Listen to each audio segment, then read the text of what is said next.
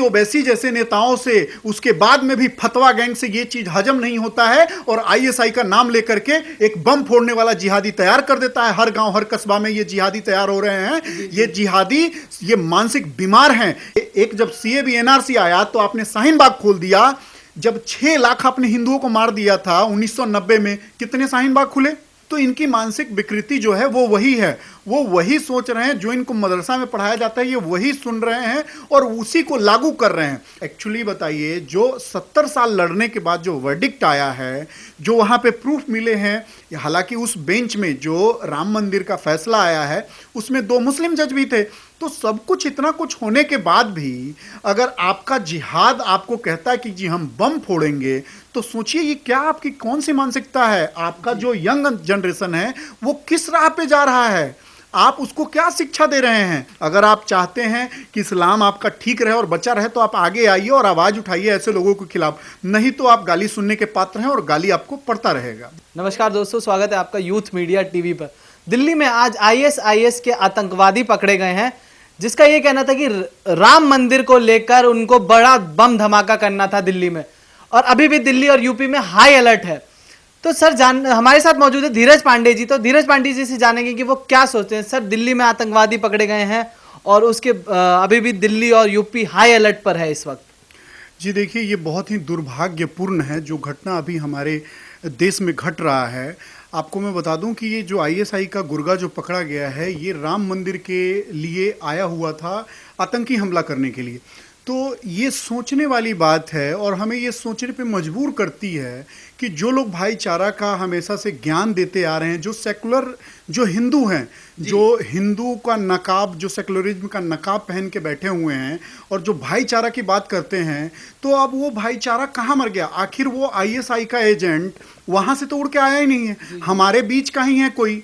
आखिर उसको सपोर्ट कौन कर रहा है? उसके पीछे किनका हाथ है? उसके पास दिल्ली का आईडी पकड़ा गया है, आखिर उसको कौन सपोर्ट कर रहा है? उसको घर कौन मुहैया करा रहा है? उसको सारे सुविधाएं कौन मुहैया करा रहा है?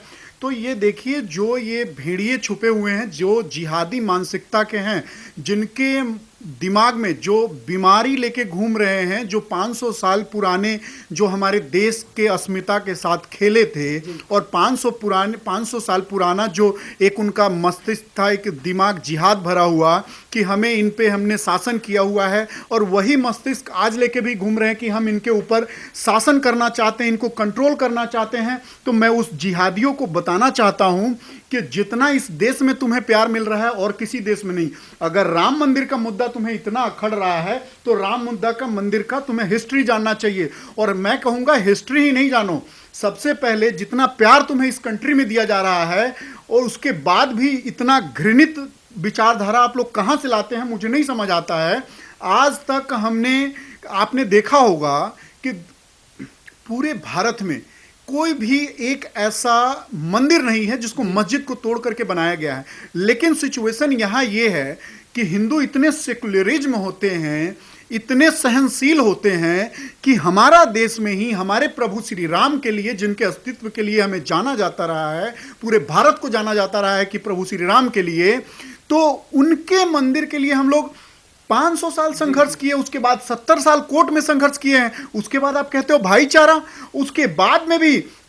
उसके बाद में भी ओवैसी जैसे नेताओं से, उसके बाद में भी फतवा गैंग से ये चीज हजम नहीं होता है और आईएसआई का नाम लेकर के एक बम फोड़ने वाला जिहादी तैयार कर देता है। हर गांव हर कस्बा में ये जिहादी तैयार हो रहे हैं। ये जिहादी ये मानसिक बीमार हैं, ये अपने धर्म को कलंकित कर ही रहे हैं, साथ में वो अपने मानसिक प्रवृत्ति को दिखा रहे हैं कि उनका सोच, उनका मानसिक जो वो है सोचने की शक्ति वो कितनी गिर चुकी है। और इनको अगर ये नहीं सुधरे तो मैं कहता हूं जो इनके सपोर्टर हैं उन सबको जेल में डालना चाहिए। और जेल में डाल के देखिए क्या होता है कि अगर आप एक छोटा सा कमेंट अगर उनके धर्म पे कर देते हैं तो आपको कमलेश तिवारी जी याद है ना, एक छोटा सा कमेंट करने के लिए पुलिस देखती रह गई, सारा महकमा देखता रह गया, उनका गला काट दिया गया।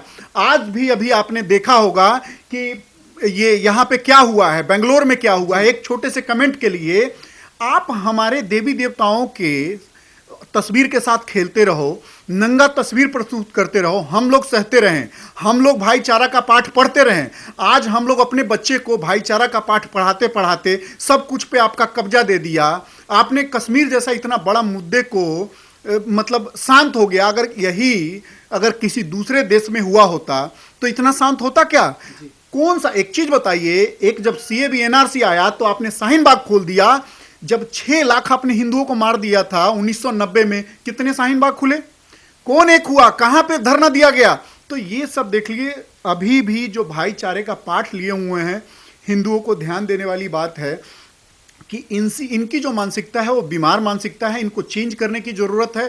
और मैं कहूंगा कि अगर मुस्लिम समाज में भी जो सोचते हैं कि हाँ मुस्लिम अच्छे हैं, तो उन मुस्लिमों को आगे आकर के देखिए, जैसे कि आईएसआई का एजेंट अगर पकड़ा गया है, दिल्ली के अंदर पकड़ा गया है।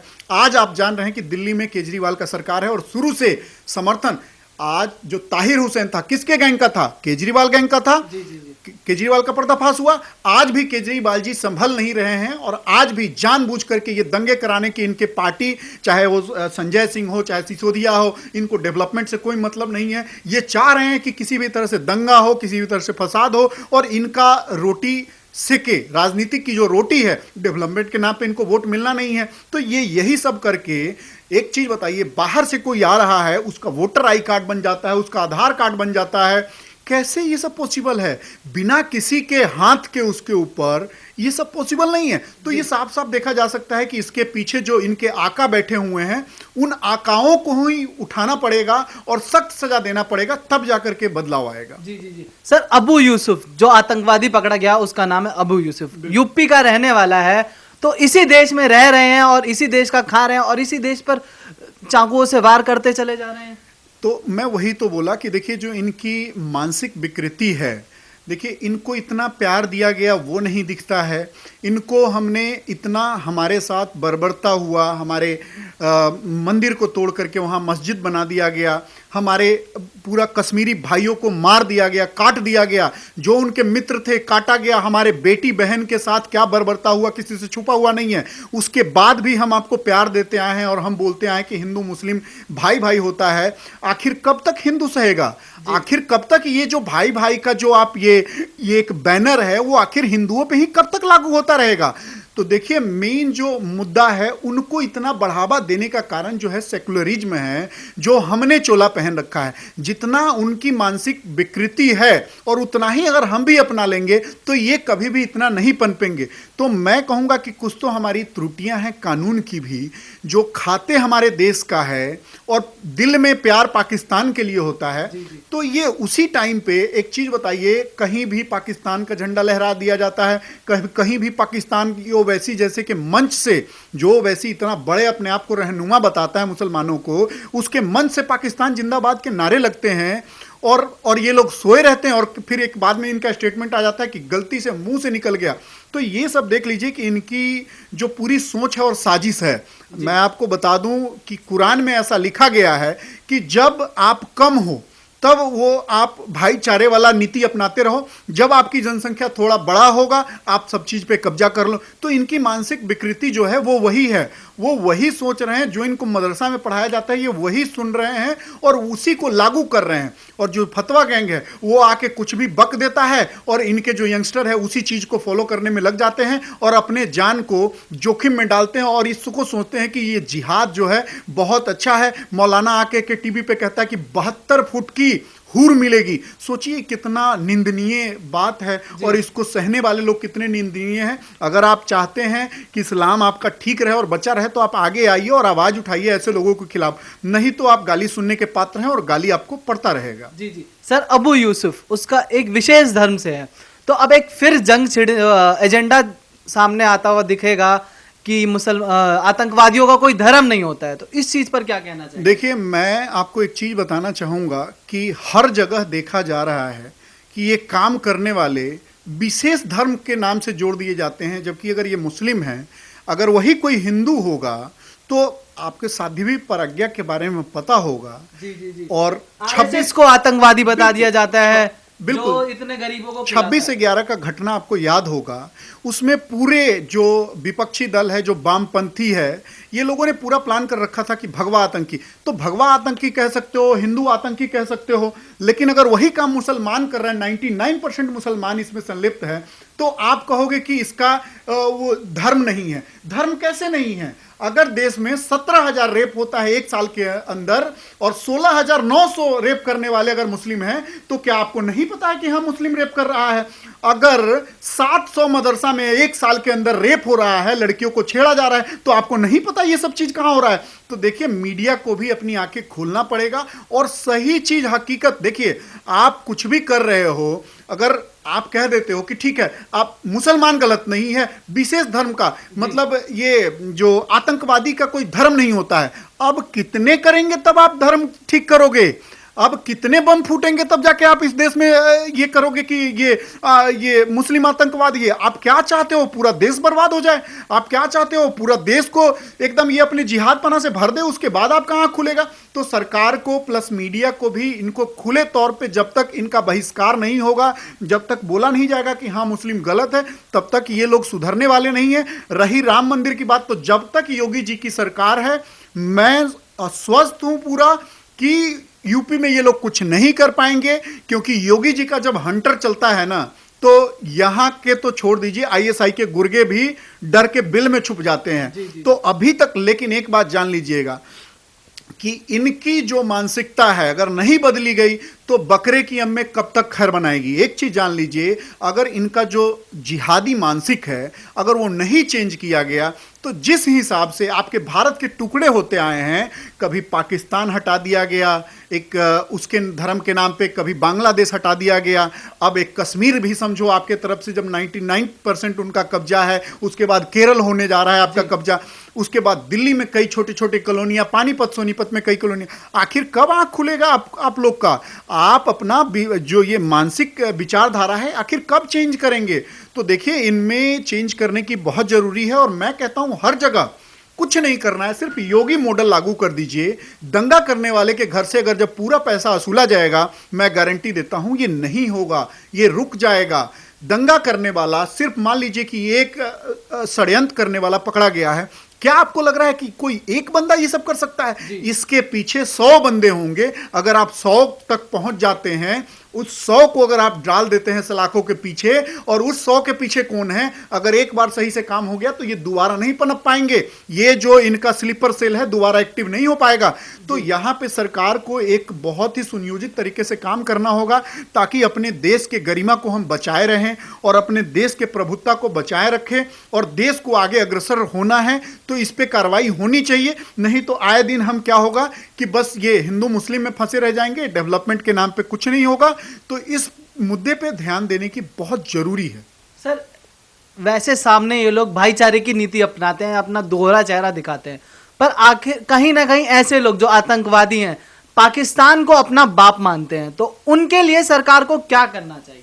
देखिए, उनके लिए साफ साफ ये है कि जो मतलब खाते हमारे देश का है और गाते पाकिस्तान का है, तो जब उनका बच्चा पकड़ा जाता है कोई झंडा फहराते हुए और पाकिस्तान की जय बोलते हुए, तो मैं कहता हूं कि उसको ही नहीं, उससे जुड़े हुए जितने लोग हैं, जितने उसके यार दोस्त या फैमिली मेंबर है, सबको सजा देना चाहिए और इनको बताना चाहिए कि राष्ट्र सर्वोपरि है। अगर आप हमारे देश में रह रहे हो, हमारे देश के संसाधनों का उपयोग कर रहे हो, हमारे देश से आप फ्री में राशन खा रहे हो, तो आपको हमारे देश के बारे में सोचना चाहिए, ना कि आप पाकिस्तान प्रेम दिखा रहे हो। तो इसके वजह से आपको गाली सुनना पड़ेगा और इस चीज को खत्म करना बहुत जरूरी है। अगर खत्म नहीं किया गया तो इनकी मानसिकता जो है एक विकराल रूप ले लेगा और वही मानसिकता भारत फिर झेल नहीं पाएगी। जैसे कश्मीर में हुआ वैसे हर स्टेट, हर राज्य में होगा। तो अभी ये करना बहुत जरूरी है। सर, आखिरी सवाल है मेरा, जो अबू यूसुफ आतंकवादी जो पकड़ा गया, उसका कहना है कि राम मंदिर को लेकर बम फोड़ने की प्लानिंग थी। तो जितने भी ये सेक्युलर गैंग है, लिबरल गैंग है और कांग्रेस विपक्ष, सब इस चीज पर चुप है। अभी यही कोई हिंदू आता ऐसा कुछ बोल देता तो सब बवाल मचा के खड़े हो जी जाते। बिल्कुल, मैं आपको बता दूं, जब वर्डिक्ट आया था और जब अभी 5 तारीख को भूमि पूजन हुआ है, कांग्रेस ये कह रही थी कि हमने पहले ताला खुलवाया था 1986 में, और उसी का पार्टी शशि थरूर कर्नाटक में ये प्रचार करवा रहा है कि हमने कोई ताला नहीं खोला था, ताला तो वहाँ का जस्टिस ने खुलवाया था। तो ये सब सोचने की बात है। जितने भी विपक्ष हैं, चाहे जो भी मुस्लिम दल हो, चाहे उसके बाद में बता दूं पूरी कांग्रेस हो, तो इसमें इनकी जो विचारधारा शुरू से रही है, ये किसी भी तरह से चाहते हैं कि दंगा फैले। और देखिए, आप हमेशा से कहते आए हैं कि जो भी अदालत का फैसला होगा वो सर्वमान्य होगा और हम लोग उसको बर्दाश्त करेंगे और हम लोग उसको सर्वोपरि मानेंगे। जब ये एक्चुअली बताइए, जो 70 साल लड़ने के बाद जो वर्डिक्ट आया है, जो वहाँ पे प्रूफ मिले हैं, हालांकि उस बेंच में जो राम मंदिर का फैसला आया है उसमें 2 मुस्लिम जज भी थे, तो सब कुछ इतना कुछ होने के बाद भी अगर आपका जिहाद आपको कहता है कि जी हम बम फोड़ेंगे, तो सोचिए ये क्या आपकी कौन सी मानसिकता है। आपका जो यंग जनरेशन है वो किस राह पे जा रहा है, आप उसको क्या शिक्षा दे रहे हैं।